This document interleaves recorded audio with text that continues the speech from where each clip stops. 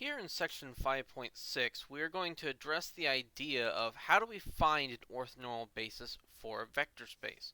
So here we have an inner product space V, and we have a basis for it. But that basis may not be orthonormal. For one thing, they may not be unit vectors. Of course, we could easily turn them into unit vectors, but that won't fix the fact that they may not be orthogonal to each other. So what we use is this thing that we call the Gram-Schmidt process, where we start by taking this first vector, x1, and we turn it into a unit vector. Just the way we've been doing it. We just divide by the norm of x1 and it makes it a unit vector. We'll call that u1. u2, or so x2 is not necessarily orthogonal to u1 or x1. If it's orthogonal to one of those, it would be orthogonal to both of them. But since we don't know x2 is orthogonal to either one of them, what we have to do is make a new vector. Figure out a way to actually do that. So let's actually draw a picture of this. So let's say our x1 and our u1 are pointing in this sort of a direction. So maybe u1 is shorter than x1. And then x2 is pointing off in some other direction. Maybe that's our x2. How would we actually figure out a vector that is orthogonal to x1? Well, what we could do is think about what happens if we project x2 down onto x1. So we look at this projection P. Then x2 minus P, that is the vector from, you could say, from here to here. So it's this dashed line that I had before is a vector from the endpoint of P to the endpoint of x2. And so that vector is actually orthogonal. Those are perpendicular. I mean, that's why we call it the orthogonal projection, because we essentially used a perpendicular or an orthogonal vector in order to get the projection. And so that's what we want to look at. We want to look at x2 minus that projection. Of course, that may not be a unit vector, so we'd go ahead and divide it by its norm. And we'll say that is u2. That will be a unit vector that is orthogonal to x1. And then we keep going like that. So when we move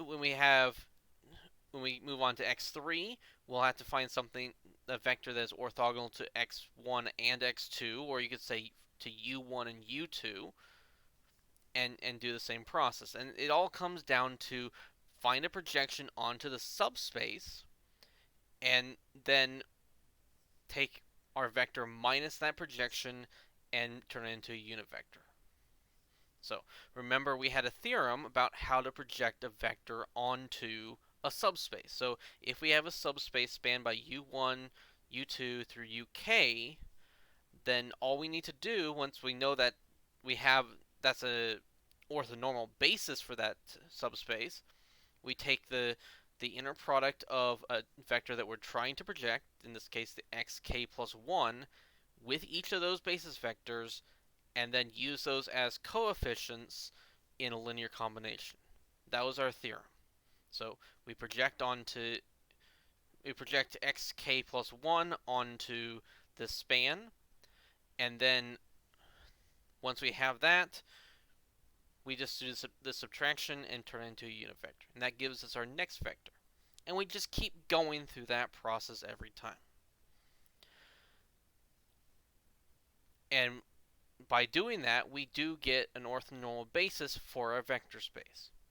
Now, one thing that they mention in the book, but they don't put in the theorem for some reason, is that this is not as simple as just, well, we're trying to find any orthonormal basis out there at all. We want that orthonormal basis to have something to do with the x's that we started with, for various reasons. Sometimes being able to actually relate it to that is important, or sometimes if we're looking at a subspace of a vector space, which we'll do in one of our examples, we actually need to do that just so that we don't have to work with the entire space, just the subspace.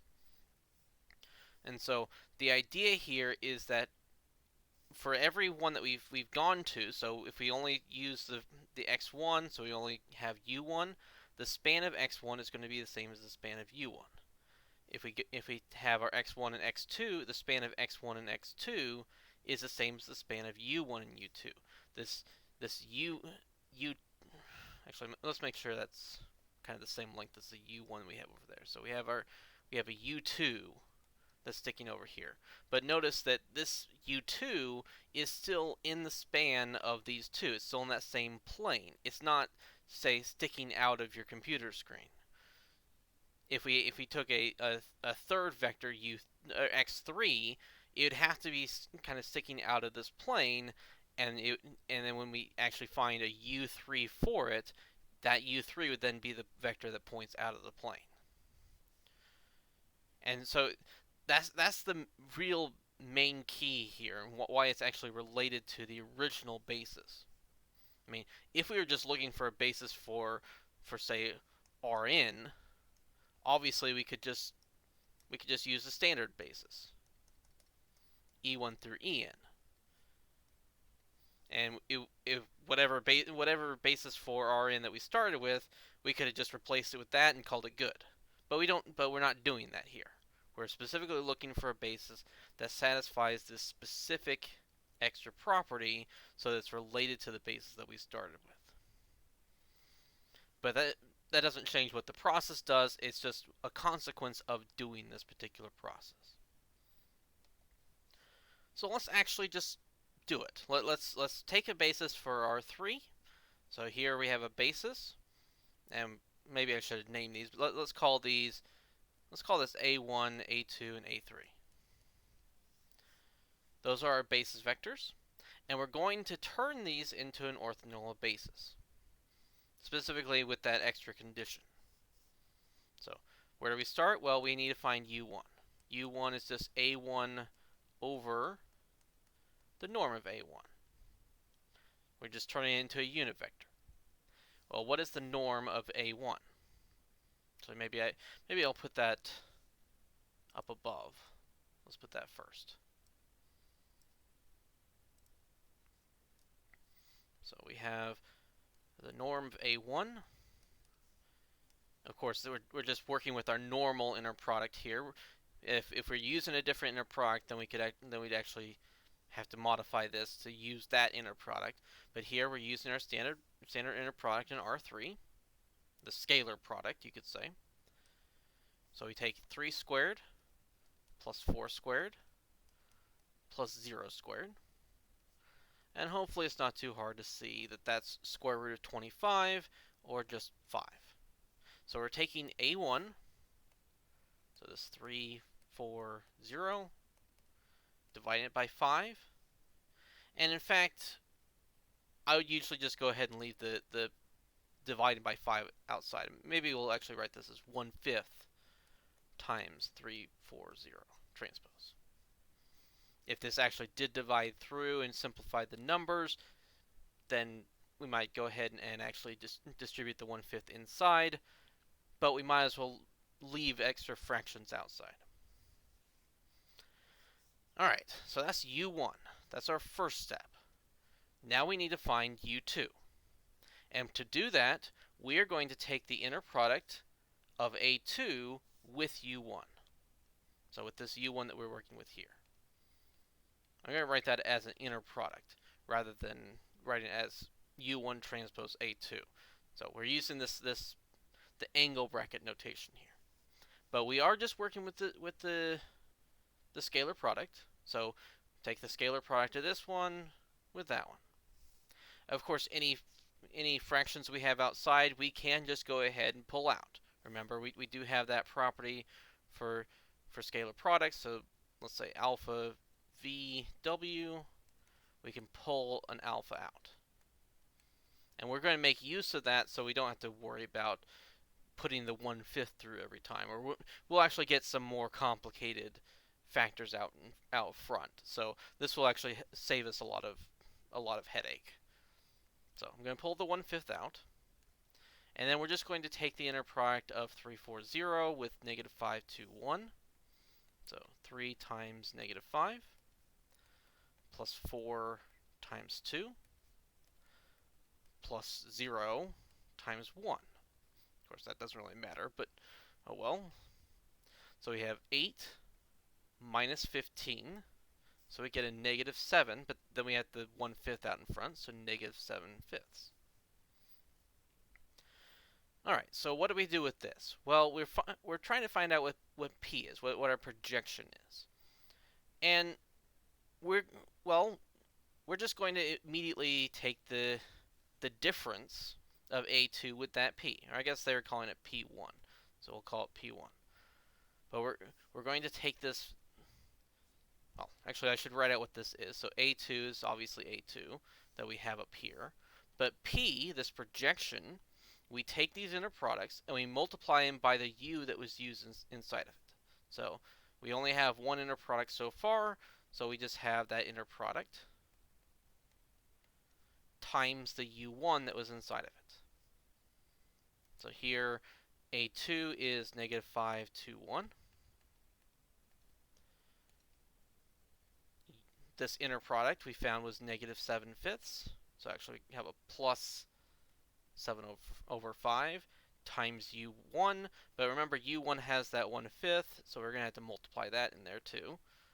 But then we have 3, 4, 0 transpose. And then it's just, we have to calculate it out. Negative 1/5 plus essentially 7 over 25 times 3. And there's quite a bit of calculation stuff here. I'm going to go through this a little bit quickly just for interest of time, but you should be able to do that yourself as well. It's not that hard. But we do get some, unfortunately, some bigger numbers. 104 over 25, or negative 124, negative 104 over 25. We have a 78 over 25. And because of the 0 here, this last one is just a 1. Of course, like I said, fractions I like to keep outside just because. So I'm going to go ahead and pull out the 1/25th. So I have negative 104, 78, and unfortunately the 1 becomes a 25. But at least we don't have fractions inside. Makes it a little bit nicer. So that's not quite U2, because it's not necessarily a unit vector. In fact, we probably shouldn't expect it to be a unit vector. It won't happen most of the time that we get a unit vector. So we're going to have to divide out by its magnitude. What is the magnitude of this thing? Well, here again, I'm going to use a property of the norm to make this easier on myself. If I'm taking the inner product of something that has a scalar in it, I can pull that scalar out. Of course, we have to turn it into an absolute value. But the point here is, if I have this 1/25th outside, I don't have to square the 1/25th with each of the different terms when I go ahead and use my square root of the sum of the squares. I can go ahead and pull the 1/25th out and save myself all that headache. So we have 1 over 25 times the square root of the sum of the squares of all these. Which, doesn't that look like a really fun thing that we have to square all this and then add them all together? We get some big numbers in there. But the idea here is that the number that we get under here, we'll take the square root of it. We'll see what we can pull out, and it turns out we will be able to pull out a 5. Basically, the sum here actually is divisible by 25. And so that when we pull that 25 out, it will cancel one of the 5s of the 25, and ultimately we'll be left with a square root of 701, and we still have 1 5 on the bottom. Then we get a divide. So, sorry, U2 is what we get when we divide A2 minus the projection by its magnitude. So we take this thing here, and really all we're doing is modifying the number out in front. So we'll still have the negative 104, 78, and the 25.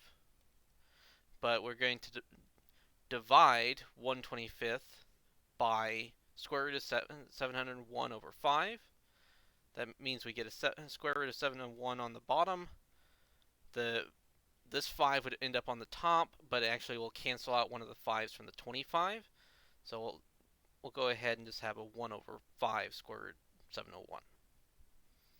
So nice big factor out in front. We still got some big numbers in here, but that's what we need to have for this particular situation. They don't always turn out this badly, but this is kind of what you expect. You don't expect to have things work out nicely. Alright, moving on to a new page. We still have the vectors u1 and u2 that we've derived from the Gram-Schmidt process. And here's the a3 that we still have yet to work with. It's 1 to negative 1. We don't need a1 and a2 at this point. We're done with those once we have u1 and u2. We're going to find the projection of a3 onto the span of u1 and u2, and to do that we go ahead and find the inner products of a3 onto the inner products of a3 with both of the u's. So again, we can go ahead and pull out these factors. We don't really need to mess with that too much. And we take, this one's not too bad. We have 3 times the 1 from our a1, from a3. We have 4 times the 2. Then we still have a 0, which is nice, times that negative 1. And so ultimately, what does this give us? This gives us 11 over 5. Then we have our a2. Unfortunately, that one's the big annoying one. We have this extra factor with the square root and all that. But then we have negative 104 times the 1 plus 78 times the 2. And then in the 25 times the negative 1. And that all comes out to give you, what, 27. Actually, simplifies very nicely. It was 27 over 5 square root 701. Okay, so those are our inner products. We again take a3 minus our projection and call it p2. And that's just going to be a3 minus the inner products times the u's that were involved. So we have the inner product of a3 with u1 times u1, and the inner product of u2 and a3 times u2. But remember, all this is being subtracted from a3. Remember to distribute that negative. So each term will be subtracted from it.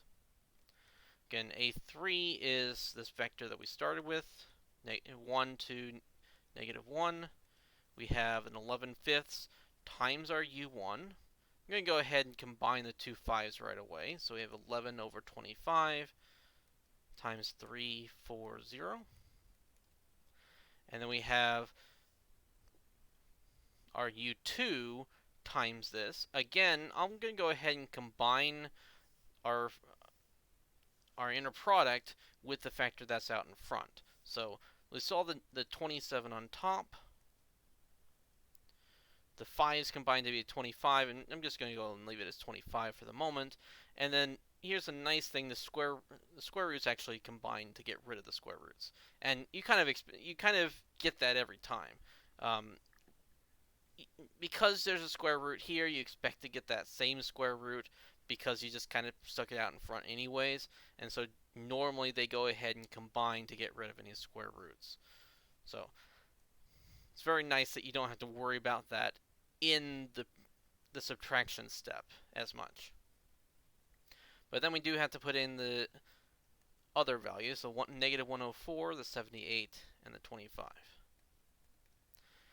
And then now it's a lot of calculation. We have 1 minus 3 times 11 over 25 minus, plus 104 times 27 over 25 times 701.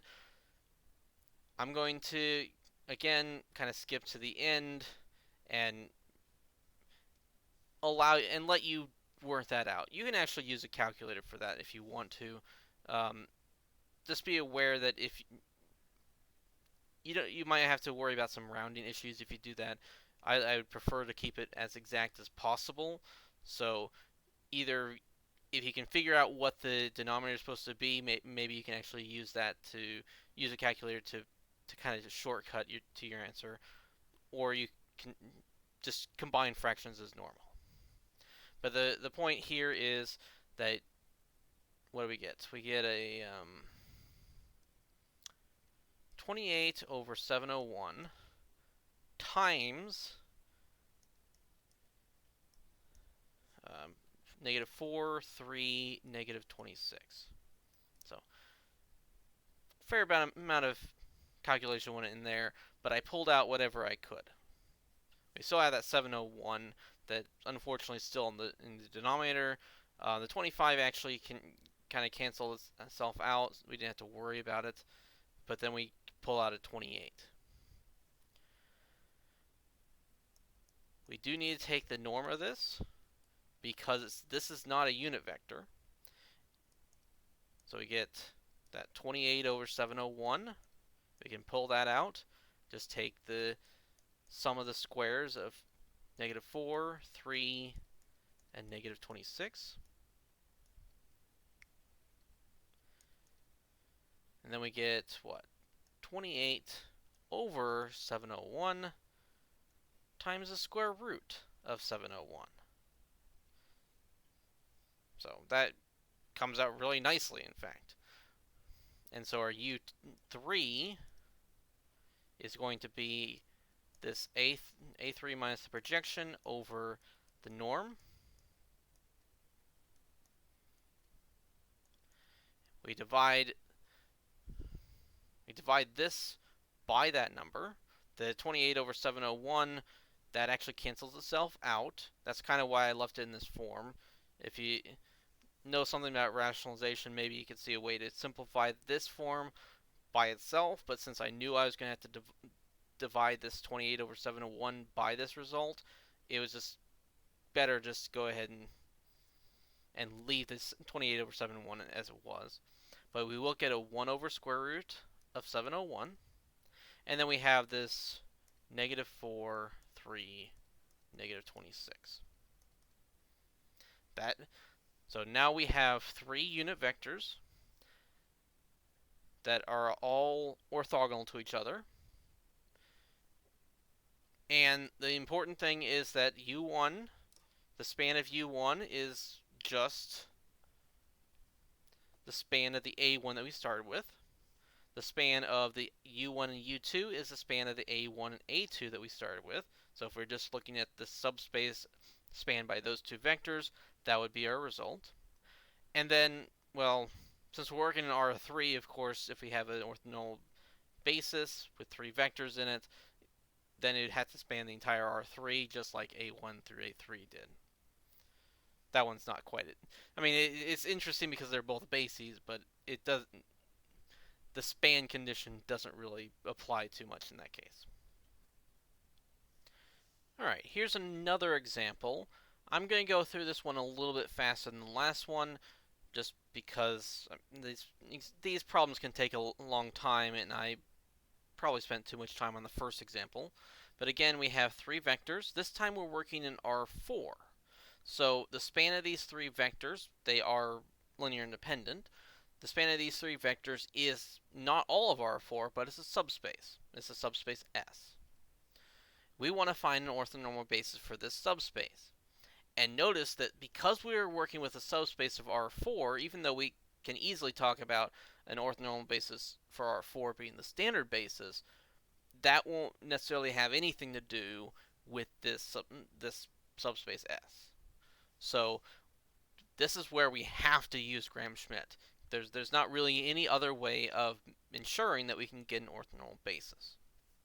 So just go ahead and start out. We first find the norm of A1, just the way we were doing it before. We take the sum of the squares of all these numbers. We have 1 squared plus 1 squared plus 2 squared plus 0 squared, and we get a square root of 6.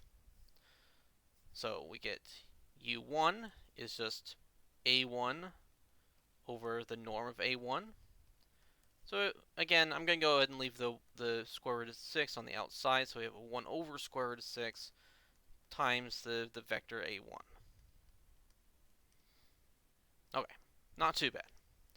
Now we go ahead and use that to try to find u2 by taking the inner product with a2. So go ahead and pull out that 1 over square root 6. We have 1 times 0. We have 1 times 1. We have 2 times negative 1. And then a 0 times 1. And so that comes out to, well, that comes out to be a negative inside there. So we have a negative 1 over square root 6. So when we look at a2 minus p1, which is just a2 minus the inner product of u1 with a2 times u1. a2 was 0, 1, negative 1, 1. We have a, well, we're going to add 1 over square root 6 times the 1 over square root 6 we already had, so 1 over 6 times 1, 1, 2, 0. And that comes out to be, well, we need the 1/6 out in front. Obviously, the 1/6 here is going to leave, it's going to have everything over 6 anyways. So we're going to get a 1, 7, negative 4, 6. Of course, we need to go ahead and turn this into a unit vector.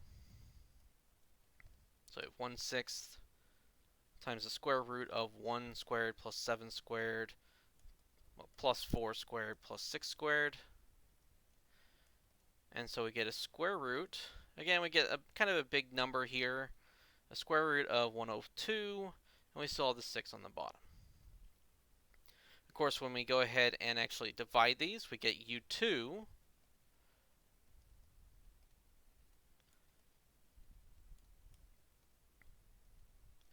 and the 1/6 actually cancel each other out. We end up with just the square root of 102 times the 1, 7, negative 4, 6. Alright, moving on to a new page. Again, we have our A3. We don't need to worry about A1 or A2 anymore. And we have our U1 and U2. We go ahead and take the inner product of U1 with A3 and U2 with A3. Pulling out those square roots. We have 1 times negative 1. We have 1 times 0. We have 2 times negative 1. And then we have 0 times 0.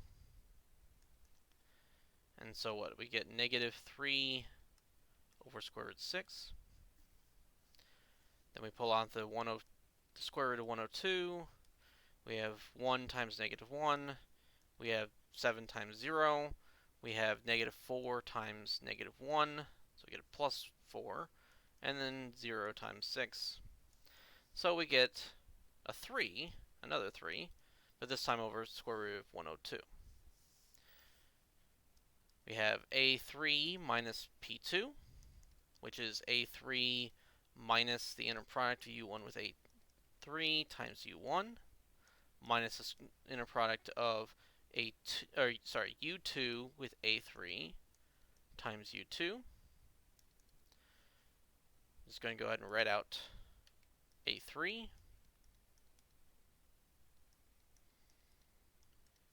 I'm subtracting, but there's a minus sign, so we're adding. Then we have 3 over 6. Simplify that.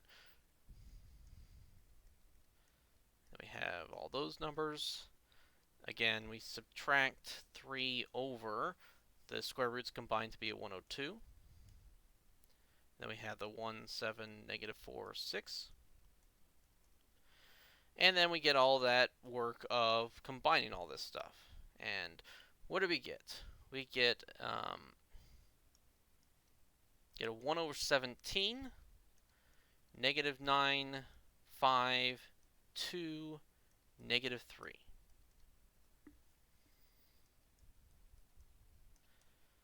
Going and taking the norm of that, we have 1 over 17 times the square root 9 squared plus 5 squared plus 2 squared plus 3 squared. And ultimately, we get a square root of 119 over 17. Dividing a3 minus the projection, that's a 2, by its norm. The 17s cancel out. We are left with the square root of 119 on the bottom. And then we have the negative 9, 5, 2, negative 3. So now we have three vectors, u1, u2, and u3, that are orthonormal. They're all unit vectors. They're perpendicular to each other. And they span S. They're an orthonormal basis for S. And that's something that would have been really tricky to get without this process, without the ability to use projections to do that.